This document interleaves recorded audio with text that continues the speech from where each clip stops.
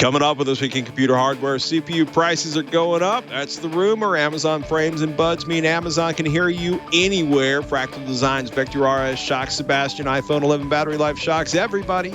All that more coming up next on Twitch. Netcasts you love. From people you trust. This is Twitch.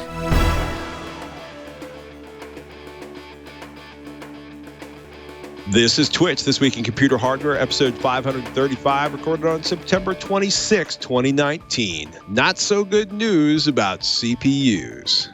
This episode of This Week in Computer Hardware is brought to you by Gazelle, the trusted online marketplace for buying and selling used devices. Visit gazelle.com/twit to buy a certified pre-owned device and get $20 off your first order. Welcome to Twitch, This Week in Computer Hardware, Twitch weekly show that aims to bring you the most delightful, most affordable, most expensive, most outrageous, highest performing, hands-on mayhem or advice and reviews of anyone, anywhere, anytime in this known or any unknown universe.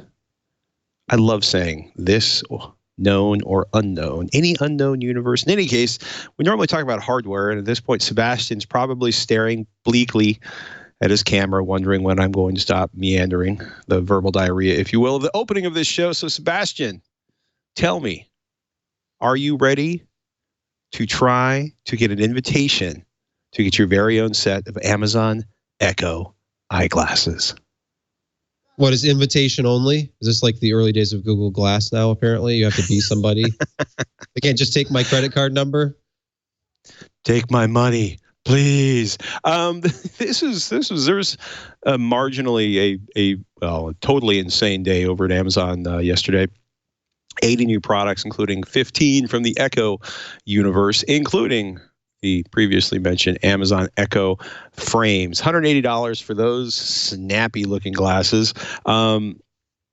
Literally one of 15 Echo devices released yesterday. Earbuds, the Echo Buds, and a ring known as the Echo Loop. Yeah. The all-day hands-free access to a device. Some reporters various reporters got hands-on with it. Apparently it's a little soft. You can't put prescription lenses into it. And they're part of day one editions, which are kind of like experimental, not quite ready for prime time, invitation only devices. Have you ever thought to yourself, gosh, if only I had a set of eyeglasses that had a microphone so I could tell it to turn on my ALEXA enabled oven at home while you're out at the park with your young Sprague? I think I'm in the same boat with smart glasses as I was with smartwatches at first, which was, okay, if I already have all these other devices that do this, why do I need one more? Especially if I have, wireless earbuds in. If I have AirPods, I can just tap them and ask Alexa or Siri to do something for me. And if you have a smartwatch, you can have your digital assistant listening at all times for the keyword. And so at some point, I guess the future is that you only wear these and you don't have any of the other devices with you. So I guess that would make sense. But it just seems like a cool demo for a future product that's probably coming in our Minority Report Blade Runner future. So it makes me nervous when you say Minority Report Blade Runner future. I don't know. It's I don't know. I'm kind of really curious to see how people like these. Early reports are that they're a little faint. The idea is that they're supposed to beam audio to your earballs, and you can make phone calls, read notifications, play audio. No release date on this. The Loop, which has embedded mics, it's a ring with mics into it. I can only imagine the first time how I'm going to react the first time I see somebody talking to their ring, and it's got a very the Cosa Nostra kind of thing going on there. Jimmy, we got to talk behind our hands into our loop rings. Otherwise, the observers who are lip readers may be able to tell that we are starting the espresso machine. I don't know. Echo Flex actually sounds pretty interesting. It's a smart plug with optional plug-in sensors. And then there was like a slew of devices. I haven't even figured out 30 of the 80 devices that were announced yesterday. But there's a $60 Echo Dot with a clock built in, which I actually think aesthetically is quite nice and a fairly useful thing to do with an Echo Dot, where you can see the little LEDs behind the side on that one. I like that design. It's clean. It is clean, and the fabric coloring, it's part of that whole sort of Google, Lenovo. They've smushed it into that sort of generic fabric that shows up on, actually also on KEF LSX speakers. The Echo Show 8 looks like it could come from Lenovo or Google, and the Dolby Atmos enabled $200 high fidelity smart speaker with 3D audio, and which has one of the more bizarre designs I think I've ever seen. If you take a look at it, interesting. 5 speakers. I'd be very, very, very, very, very, very curious to hear this one. I don't know if I'm curious enough to drop $200 to test it, but essentially they're going for enhanced sound, and the idea, it's gotten pretty good in the last couple of years compared to where it was even 10 years ago. But they're going to use Atmos effects to engage frequencies that will make the audio seem like it comes from an area much larger than the speaker without stereo speakers. For the price, given that you can pick up a set of Sonos Ones with 2 Sonos Ones for $260 and have actual stereo audio. I don't know how I feel about this as a $200 single device, but there are ALEXA enthusiasts who will probably like it. And I'll be curious to hear it, right? Because the HomePod actually did a better job than I expected with creating sort of spatial audio from a single point, and perhaps this has some of the same sonic performance. And in that case, at $200, it would be a pretty sweet deal. I also have consistently been underwhelmed by the audio coming out of the devices, but I am a snob about audio. There's a new smart oven. That's all I'm going to say about that.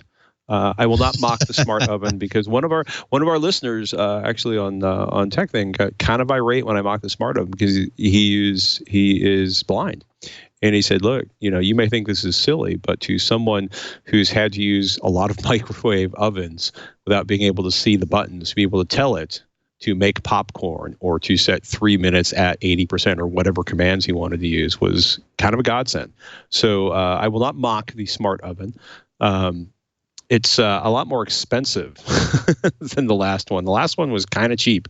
This is $249, which is not particularly expensive, but I believe is a step up from the original one. I should also point out it's a convection oven, not just a microwave oven. Convection oven, microwave, air fryer, and food warmer. And it's just $249, Patrick? Why haven't you ordered one yet? And all those smart features? Put this on QVC and they probably sell 1,000 of them in an hour. Even you can sell them. Yeah, actually, when you said smart oven, I was like, hey, that's a great idea, because what if all those times somebody has been unsure if they left their oven on? Just open up the app on your phone, like, oh, no, turn off the gas. We're all good. Smart iron. We need a smart iron to tell us we can leave it on at home. You get a text alert as you're leaving your driveway. I don't currently, because I dropped and broke it, but yeah. Irons are almost a thing of the past for young people today. AMD's Ryzen 9 3950X. We'll talk about that in a second. There's a lot of kind of bleak news on the PC processor front. Jeremy Hellstrom did a good write-up on PCPer.com. Quote, if the rumors out of Digitimes and others are accurate, we could be seeing a dearth of both AMD and Intel chips for sale in the near future, along with the traditional increases in price. We've already heard that TSMC's 7-nanometer line is at full capacity. And if it is at full capacity, that means they can't make any more of anything, and that is going to be problematic for AMD's attempt to steal as much market share as possible with the outstanding performance of their current generation of chips.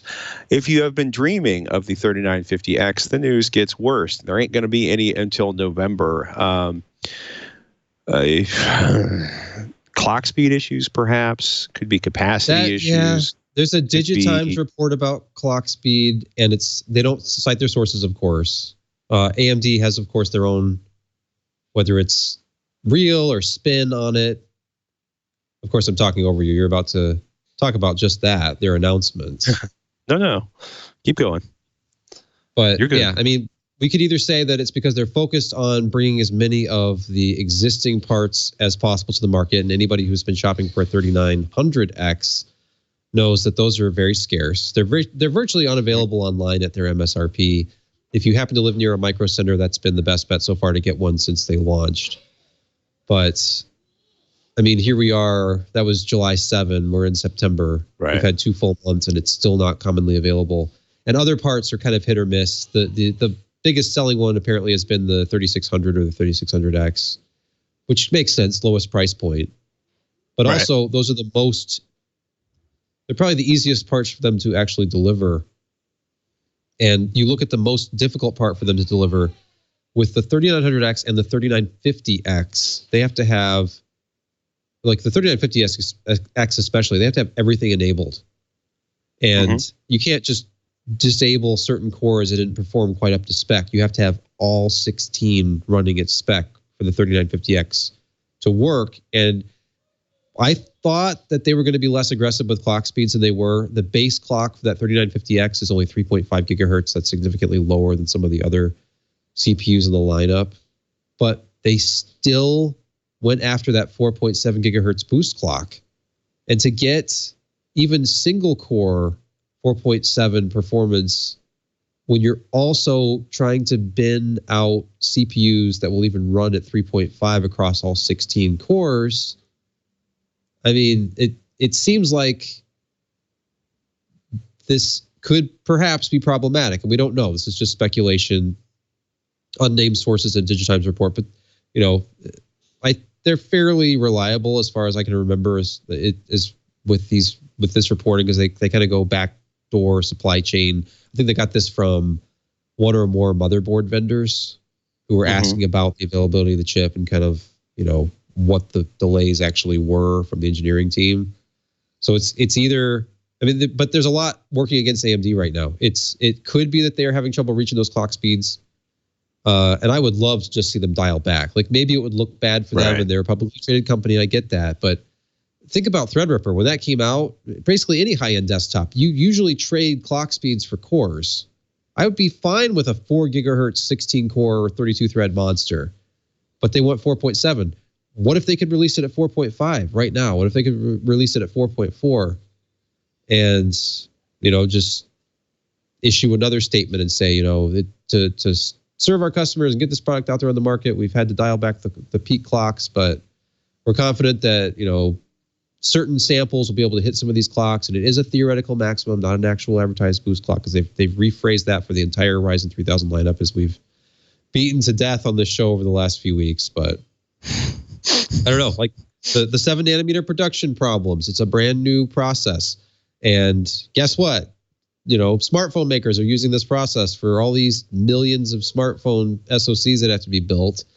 And then you've got AMD who's in line. They don't have their own fab. We've talked about Intel's woes, and we'll talk again shortly about more of them. Intel has their own fabs. AMD does not. And they are reliant on TSMC to produce these products. And if TSMC is having any issues with the manufacturing process, or if there are design issues that they're reporting back to AMD, hey, we can't get this to run at the clock speeds that it's intended. Maybe there's too much leakage at the voltage they need to run to hit those clocks, whatever it is. So I was super cynical about the Galaxy Fold coming out, and this is a totally different subject, obviously, but they got through some production issues and they've actually released it, maybe not in big numbers, maybe only through select retail experiences, not online.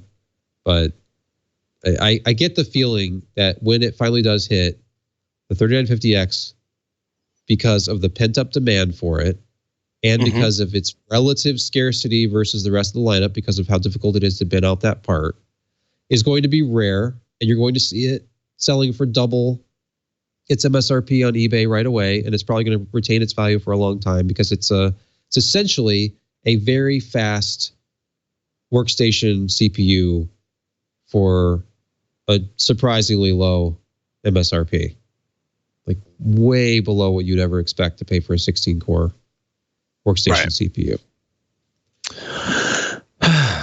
So we got that to look forward to. I'm kind of curious who's using all that 7 nanometer capacity, and I keep thinking it's got to be NVIDIA.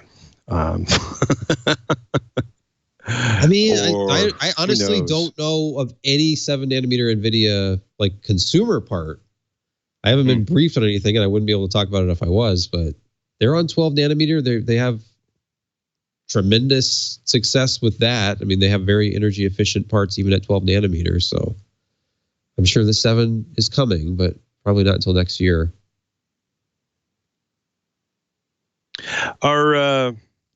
Is it time to officially tell people to, buy what they need now before things get expensive? I don't think it's going to scale in as ridiculous a way as the challenge did with getting GPUs a couple of years ago. Was it a couple of years ago? A year ago? Yeah, we're closing in on like 2 years ago where it was impossible to buy one. But yeah, I think so. I think that it felt like at the beginning of this year that it was never going to stop. There was a new GPU every 2 weeks, it seemed. There was CPUs upcoming. We kept on getting news of Intel's new parts. We were briefed on them early in the year, like in May, and then again in August, the official release. And then we first started seeing some shipping laptops. AMD, of course, all the way at CES. They talked about Ryzen, kind of an update on Ryzen, but didn't officially release it yet. And they had the Radeon 7 come out, and then we were looking forward to the first Navi GPUs, and then obviously the wait for Ryzen, which was more extensively teased and more specs and things revealed at Computex. But yeah, I mean, now we're in almost October, and it's kind of leveled off. I've been looking at CPU prices; they haven't really changed. The AMD parts that are out there in the supply chain, at least at e-tail, when I'm checking online here in the US, they've remained fairly constant. In fact, the prices have actually gone down a little bit. I've seen just small reductions consistently on the lower end Ryzen 3000 parts, like $5 off the 3600, $10 off the 3600X. So Intel has kind of responded because now we see almost everywhere online they have a very good value in their i5-9400F, which if you're building a gaming PC and have your own GPU, you don't need integrated graphics. And the 9400F is a 6-core part with no integrated graphics. And it sells for $139 everywhere. I even found it at Walmart.com for $139. And so if you can go on Amazon or Walmart or anywhere and buy it for $140, it's a 6-core part. That's actually pretty tempting. I mean, obviously, if you go up to 200 with AMD, you get 6 cores with SMT, with hyperthreading equivalent. And that's a 6-core non-hyperthreaded part from Intel. But I mean, regardless of whether you're on the Intel side or AMD, if you're pricing out a build right now, the prices seem to finally have, and the selection has finally settled. And you can buy any GPU you want. And there's finally a bunch of partner cards in the supply chain or in the retail pipeline from various vendors like Sapphire and XFX and stuff for the Navi cards. So unless there isn't that perfect blend of price performance for you right now, which I'm sure, graphics card companies, if you haven't noticed over the last few years, there's always another card to fill a gap that you may not even realize existed. It's like, yeah, you could buy this for $199, but what about $219? And what about $239 and $259 and $289 and $309? Yeah, well, maybe with a rebate, there's going to be a card for every price point, I think. You're exaggerating slightly. But not enough to actually for me to argue it. No, but it's. I mean, you're expressing yourself using hyperbole. But the challenge, I think, is not so much that there are all these different price points, is that there is often either a marginal increase or occasionally, a significant increase. And I don't think there's a 1-to-1 where the money you pay scales in any, it would be easier if there was like a $100 card, a $300 card, and a $500 card, and you scaled significant performance between them. But in some of these, when you spend another $100, the performance difference is kind of marginal, and that I think I find more frustrating than them having 17 models. Is that 8 of those 17 models are alarmingly close to the next most expensive or next least or next less expensive card on the list. I just, that's the part that I think it drives me nuts. Not as nuts as 34 motherboards for a given chipset from a vendor when a new chipset comes out. Yeah. Except that, of those 34, there's one that's the motherboard of your dreams, and invariably it's not for sale in the United States or for anybody other than an OEM. I sense some goodness there. Yeah, painful ones. But that's generally a high-class problem. Intel may be running out of 14-nanometer parts right about now, just like they did just in time for holiday shopping. Intel, this was. Does this pass the smell test? I would also want to give a shout out to Jeremy for finding all of this stuff and posting it up on PC Per. But does this sound like it's a legit rumor that the Inquirer?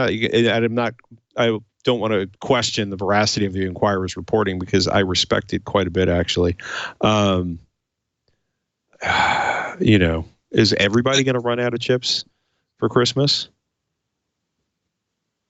I don't know. I mean, I based on the problems that they've had, it seems like 14 nanometer was not problematic for them. But we like you said, we've already seen this before. It depends on what they're focusing their resources on. They've been. Right.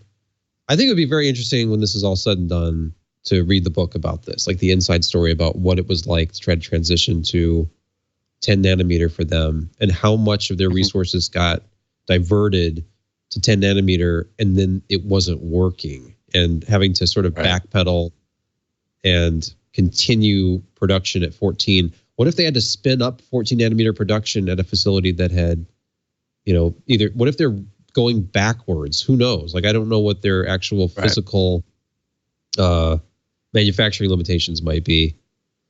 But it seems like if they knew several months ago that they were going to need to be at full scale, like 14 nanometer production, that they were actually going to be releasing 10 nanometer parts, or I'm sorry, 10th generation parts on 14 nanometer, because that was the thing about Comet Lake is, laptop season is coming, like you said. This holidays, laptops are by far the most popular form factor for a personal computer at home. And Intel is inside a lot of them, and there's another opportunity for AMD. But once again, AMD is at the mercy of TSMC for their parts. But I look at issues like this and I just think, why is Intel still trying to run their own fabs? Because AMD, because it worked for them for the better part of 50 years.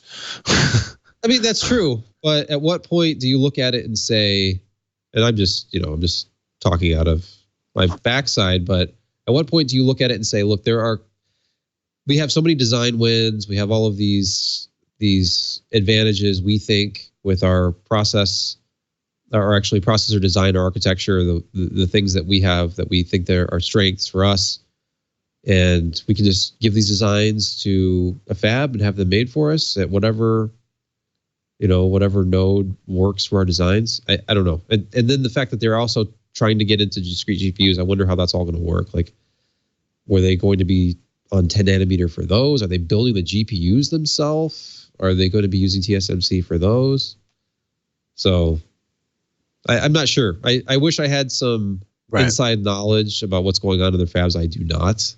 And whether or not, it's fun. Sometimes people like to speculate on relationships and things. Of course, looking at the former co-host of the show, because he works at Intel now and ran PC Perspective for many years. But good luck getting anything out of an employee. I mean, when your job is at stake and you've signed all these agreements that you can't disclose stuff, I feel like we probably heard more as far as rumor and speculation from people within the industry than we ever have from inside of the company. But I am not privy to anything that would indicate that 14 nanometer production is in trouble.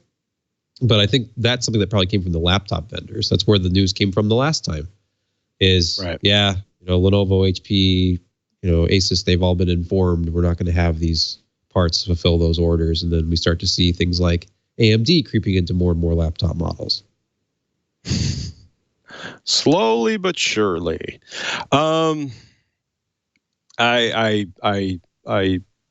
curious, to kind of address whether or not I would be shocked that Intel would at any point, given the internal culture. I think it's going to be extremely difficult for them to give up on the idea of running their own fabs because, it can be hard for a large zillion-dollar multinational organization to admit like they lost the edge in a particular field and maybe they can't get it back. That's, it's a lot of engineering, there's a lot of pride over there, and there's nothing wrong with that because it's allowed them to do some pretty exquisite engineering over the years. Who knows? Who knows what that's all about? Maybe there's one particularly brilliant process engineer that retired a couple of years ago that is sitting snickering. Hey, but you know what? It's fun. I can sit here in my living room and I can say, you know what? Give up, Intel. Stop. Yeah. Stop trying it's to easy get for you to say that, but imagine it's easy. It is very easy for me to say. Yeah. Yeah, exactly. Imagine if you're the largest, one of the largest, if not the largest chip manufacturer in the world, and suddenly you realize you are going to have to go to third parties, and you will no longer be able to control. I mean, I'm sure Intel could write large enough checks that TSMC would build them a couple lines, but it takes a long time. To start. It takes forever for the equipment to be manufactured. It takes forever to put a facility together. So they may be looking at being like, oh, we can get this done faster than it can. We can get this sorted faster than we can, and we'll see. They've been saying that for a couple of years. They've been working on 10 nanometer for a while now. And then the competition's already using 7 nanometer TSMC. So, when they finally get 10 nanometer done, fallacies. It's going to be on like 4 nanometer. But hey, let's talk about something else. In more cheerful news, spinning disks. Winchester Media keeps hanging on. 16 and 18 terabyte drives, new Western Digital Enterprise drives, are showing up. Emer. I like saying Emer because it's like hammer, but different. Tim Berry notes over at PC Per. Energy-assisted magnetic recording, which amounts to an unspecified technology that heats up the platters in order to store more bits in a smaller area. And all I'm going to say is that sounds incredibly complicated. Yes. These, so much for cold storage if it's got to be hot to work. I mean, that's... Well... But then again, just put it in a data center that doesn't have good air conditioning and you've got the perfect environment for it. I think at this point, data centers have pretty much sorted out air conditioning, and there's an entire category of processors that have emerged. AMD. AMD's been moving so heavily into the server farms in no small part because they reduce the amount of heat coming out of the systems. But these are pretty wild drives. Where is it? Aimed at cloud storage providers and other data center workloads. So they're probably not going to have to write very often, but they're rated at 550 terabytes a year with a 2.5 million MTBF rating and a 5-year warranty. So, pardon me for not looking up at the video, but it's fascinating to read these specs. And I was impressed with 10 terabytes just a few months ago, and now it's irrelevant. I don't know if it's irrelevant, but you also have to wonder, it would be really fascinating to see the ratio of read to writes from a given cloud storage vendor. Because I bet, except for a very small number of counts, those drives get written to once and basically never get written again. I don't know. There's an interesting story there to pursue. Yeah. Oh my goodness. I had an unfortunate incident this week. Involving my long-suffering Motorola G6 and what basically amounts to a toilet, and I'll let your imagination do the rest. It's hard to tell what the plumbing device or my overzealous cleaning efforts killed the phone, but the phone died. And, when you start shopping around, if you're looking for something used, if you find Craigslist a little sketchy, having gone to the mall with a pocket full of cash, or actually literally obscure small farmhouses at the end of long country roads, one of my favorite Craigslist purchases of all time, involved me literally for the second time in my life going to buy something and thinking, I'm going to be turned into sausage. There is no widget at the other end of this road. They will take my money and turn me into sausage. I'm exaggerating slightly, but if you've ever been nervous about buying used stuff, you should definitely check out Gazelle.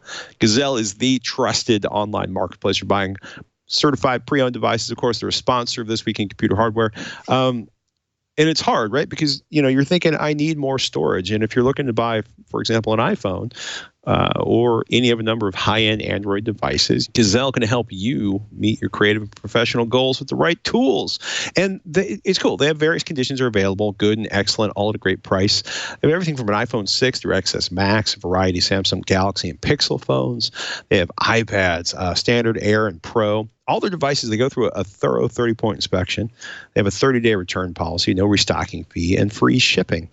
All their products are sold without a carrier contract. They're all available for support by major carriers, or you can get it unlocked. Doesn't matter. They don't care. You want to be tied into AT&T? Here. You want to use Verizon? That's great. You want it unlocked like Patrick? That's okay, too. They have a firm to cover financing on all devices, and it's pretty simple. You basically ask for financing. They tell you whether you got it or not and check off you got 3, 6, or 12 months to do it. Just it's easy. If you can click a box, you can pretty much work on getting a firm to finance your new device. With Gazelle's incredible selection of quality pre-owned devices, they're also an excellent choice for students. And if you don't know what to do with your old gear, check out Gazelle for competitive offers so that you can trade in your old tech to help you buy your new tech. Level up with new tech from Gazelle. Visit gazelle.com/twit to buy a certified pre-owned device and get $20 off your first order. That's gazelle.com/TWIT to buy a certified pre-owned device at a great price. And we want to thank Gazelle for their support of Twit and Twitch. Oh, my goodness. And I should point out that I'm currently back in the iOS lifestyle with an iPhone 8. And they were all out of 256 gigabyte models, so I'm back down to 128 gigabytes, and already changing my musical lifestyle as a result. Damn you, Apple! Hey, just use a micro SD card, Patrick. Oh yeah, wait, just like with the Google Pixel, there is no micro SD. We'll talk a little bit about phones in a minute. You got. Inside a case, Fractal Designs Vector RS. Vector. How was the Vector? Did you like the Vector? Actually, yes. I'm really trying to make some really bad these jokes. Well, a few months ago, Fractal Design, who, if you aren't familiar, Fractal Design, well known for these sort of monolithic cases that are as unostentatious as imaginable. They only recently started putting tempered glass on the sides of their Define series cases, and those are the ultra quiet, heavily sound insulated cases with ultra quiet fans that still had decent airflow. And then they came out with, I think it was called the Vision series, the Define Vision S2 I looked at earlier this year. And it didn't age that well. Like at the time, I'm like, oh, it's a Define case, but it's glass panels. But then it had okay temps, but it was at the expense of some pretty loud noise levels for them. Like we were talking high 30s, low 40s noise levels, which is nothing like what we had expected from a Define case, which are usually some of the quietest cases we would test all year. And then this comes in, and I'm very skeptical, thinking, okay, another tempered glass case from Fractal. Their last one was $230, I think, and didn't have that great a performance. I mean, it had, tempered glass everywhere. It was tempered glass front, rear panel, front panel, top panel, and both side panels were glass. So the move to this design that actually I think makes it work is the fact that it's sort of a hybrid. The front panel is 2/3 their standard kind of plastic insulated front panel with a glass window instead of being all glass. And then the top is like 2/3 glass, and they revised the vents on the sides, the sort of slats along the sides of the front panel, let in a lot more air than the previous design did, and overall, it has a unique appearance too. I was surprised. This is a Fractal Design case, but it looks like one of those Corsair Alpha series cases, kind of where it's asymmetrical. It has interesting lines and angles on it that are certainly unusual for Fractal Design. But the build process, I mean, essentially look at it. If you like the looks of the case, check out the performance of the case, because all the rest of it is the Define R6. If you open this case up, internally, it's exactly the same as the Define R6, which is an excellent case. And it has their sort of modular design. The inside of the component chamber has this big door on it. And what's behind that door is the mounts for all the hard drives. And you can put a ton of hard drives in this thing. It comes with 6 hard drive trays, but you can add more. Or you can take the whole thing out. You take it out with a couple screws in the top and bottom. The whole bracket comes off. They've got this wide open case design. So you can do whatever you want with the case. And another cool thing about it is the top panel that ships with this, which is glass, there's a completely separate top panel that ships in the box with it too. So you can slide the top panel off, and then you can add a bracket for top mounted radiators and fans. There's a screen filter that slides in over it, and then there's a new top panel that fits in over the top of all of that, which is heavily ventilated. So then you can totally transform the case to one that is not meant to have fans or radiators in the top at all, to one that is loaded up with fans and expelling air straight out of the top of the case, which would greatly improve its already very good cooling capacity. It's like getting 2 cases in the box. And they've done stuff like this before. Like the Define R6 came with this kit that let you change out the top panel insert. This is like the whole top of the case pretty much you're replacing and just changing the character and design of the thing entirely. So I really liked it. And the fact that it's better in every way than the S2 Vision was. It's $50 or $60 cheaper. This is a $179 MSRP. When I checked, it was out of stock at Amazon at the MSRP. They were waiting on more. But that's going to be the street price.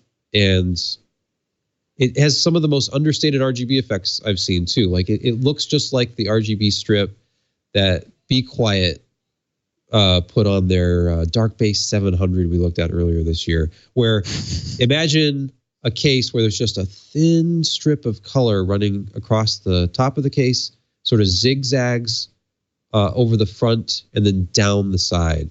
And that's it. There's no RGB fans. I mean, you can put an RGB build into it if you want to, like I did. And then you can either use the controller or actually plug it right into your motherboard's RGB header, like so many motherboards have, and sync it right up with your motherboard color scheme.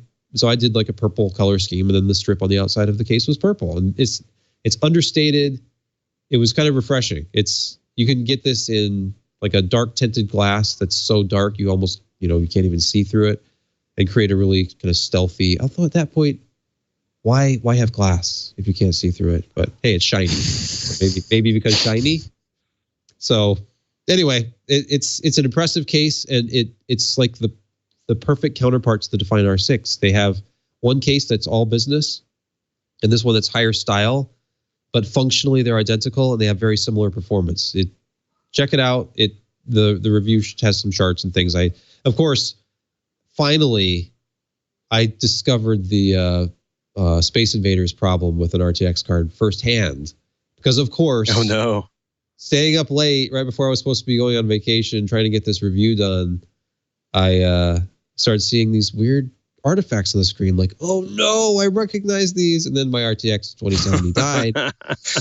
And I have other cards, of course, but I only had one of that exact card. I needed to do noise testing compared to all the other cases I've tested recently, and I couldn't. So I threw in a 2070 Super in there, and it did fine. In fact, it was just a little bit behind the performance of the Open Test Bench. I did like Open Test Bench testing on the GPU, which is ideal scenario. There's no enclosure. All the hot air is just being expelled all over my room. And it was still only 3.5 degrees warmer inside the case. So there's very good airflow in this case. And if you have a GPU like so many that have a 0 RPM idle for the fan profile, then I noticed a huge reduction in idle temps with my GPU inside of this case versus in the Open Test Bench. So something to consider.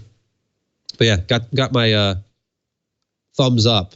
I give it the rare editor's choice, because everything, like right down to the fact that the front panel has that completely toolless, like wire-free connection for the RGB strip. There's no little like dangling wires or anything to worry about. It's very clean. The whole thing comes apart very easily. it's hard to. I mean, there are a whole lot of cases where I don't have anything to complain about, and I didn't really find any faults with this design. So if you like the way it looks, it's an excellent choice. It's unusual for you to not have any complaints about a case. I mean, it's charming and delightful. I'm down with it. Swerving directions yet again. Oculus Quest. We're not quite to the point where they have the big event, the big annual Oculus gathering, but Oculus Quest and Facebook, therefore, will be able to track your fingers and your hands. As the Oculus is going to bring actual hand and finger tracking to the Quest in software. No additional external devices, no additional hardware, but an actual software update. Seriously, all software based. Early next year, beginning of 2020.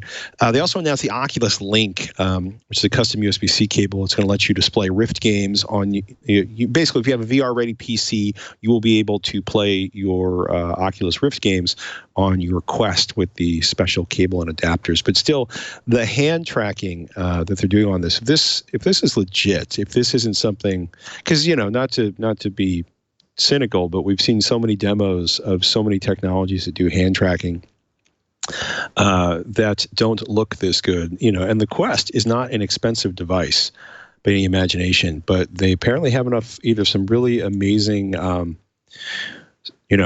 engineering on the software side of things, or some pretty impressive processing power inside of that in some ways that we didn't really think about in the past. But this would make, the controllers have gotten so much better, but imagine being able to do everything you do with the controller with your hands.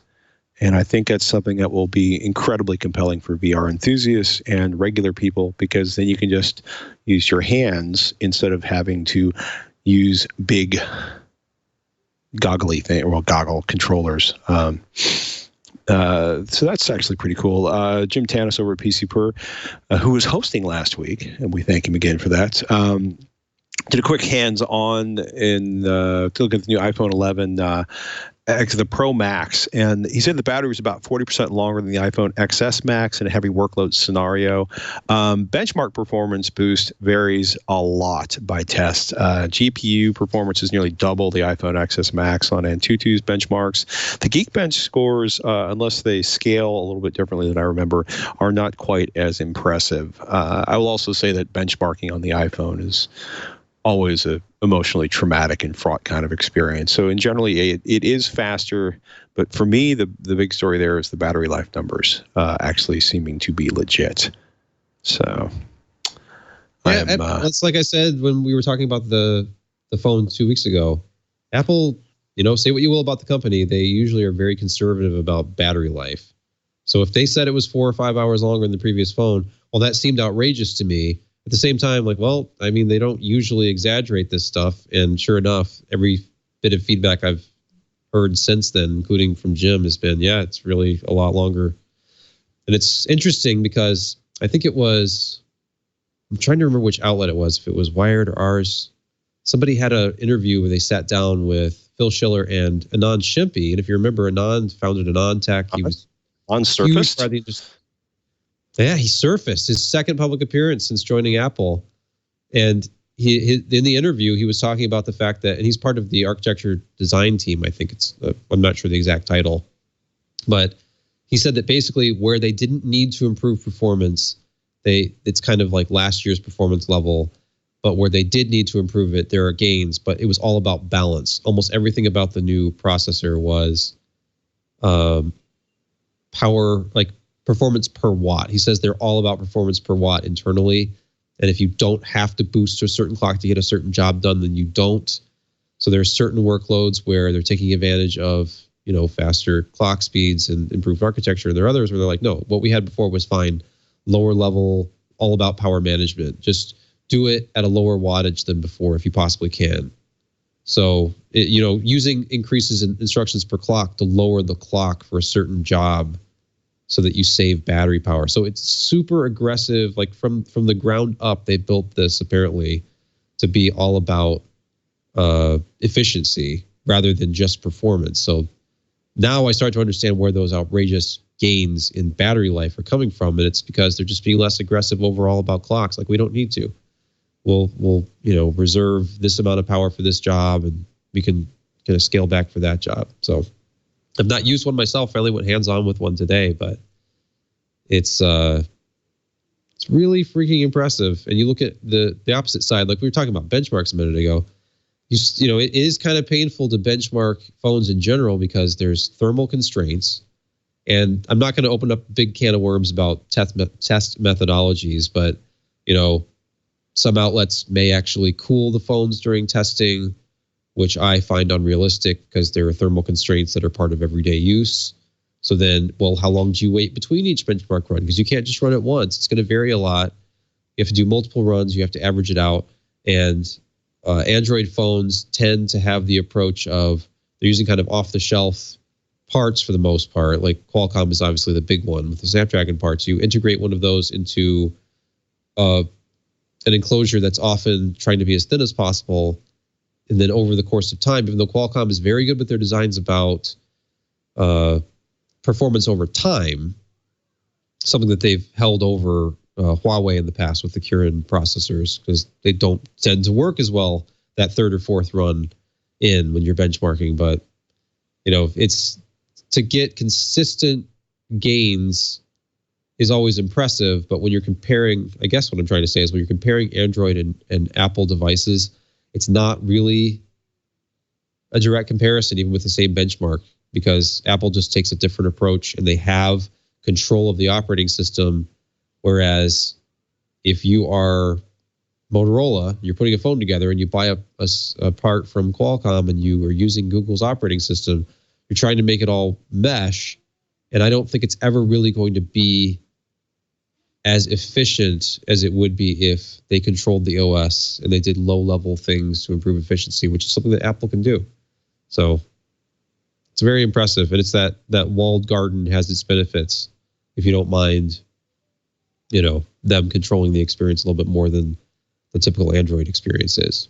Well, you know, walled gardens can be so comfortable. Thinking about that a lot because, did I mention, back on iOS, you know, it's like, where are all my Lightning adapters? I need my Lightning USB-C adapter. No, my Lightning USB adapter. More than ever.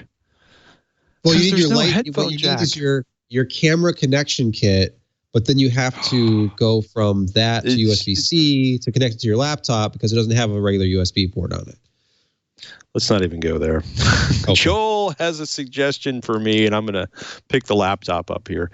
Been a fan of Patrick since Techzilla. Thank you so much. I've submitted questions to his various shows over the time. I wanted to send a tip or trick this time to return the many favors that at this point are priceless. Joel, I am honored. I want to remind everybody listening to Twitch that you can email questions to us or tips to twitch@twit.tv if you want to join in the fun. Joel says, I'd recommend Patrick check out the recent incarnations of the HMD Global Nokia Android One phones. I should say Nokia Android One phones, either the 6.2 or the 7.2. Pure Android with consistent software and security updates. And you get good customer service with their device warranty. And for photos, HMD was able to gain the Zeiss name back in the Nokia camp. Headphone jacks and SD card slots are available on these recent models, as well as some models of Nokia phones having FM radios. Hope this helps, Joel. And actually, it was a great suggestion. PC Mag's crew are big fans of some of the new Nokia designs. My issue was that I needed a phone that night. Because of some phone calls we were waiting from, so dealing with real estate agents and stuff. And I could not find one that could be delivered fast enough or that was for sale in brick or mortar. And it was also, it was interesting because a couple different products were transitioning at that point, and availability was kind of all over the map. Like if I just had the time to drive to, Kansas, I could have had any number of phones I wanted. What they were doing in Kansas, I have no idea. I got to say, being back on iOS, visual voicemail, the way the iPhone handles voicemail just makes me happy. I forgot how much. I agree. I love that app. It even does transcription fairly well. I don't know how long it takes. I was going to say the transcription stuff I'm not playing around with, but the other thing that kind of noticed me was battery life on this phone is not impressive. I don't know if that's because I haven't quite optimized everything yet. Like I'm tweaking around with settings on that, but it's definitely dying for a charge by 4 o'clock in the afternoon. So that's because you need to get the new 11 Max Patrick. You Hey, as soon as you cut that check, you feel free to send me one out of your copious earnings. I'll call Tim, and then I'll just tell him to send you one. No big deal. And then I met the lovely Mrs. Peak when she showed up at my Airstream. The hatchet in one hand, a bag of lime in the other, and I knew this woman was serious. Oh, the lime. That is, she means business there. She would never do that. Patrick, as far as I know, my wife has never actually murdered anyone and then buried them in the ground and covered them with lime. As far as you know. As far as I know. Ask her about I've only her known her for 10 years. So. It's a lot of living a person can do without you knowing. Oh, true. My goodness. I will say it's funny because I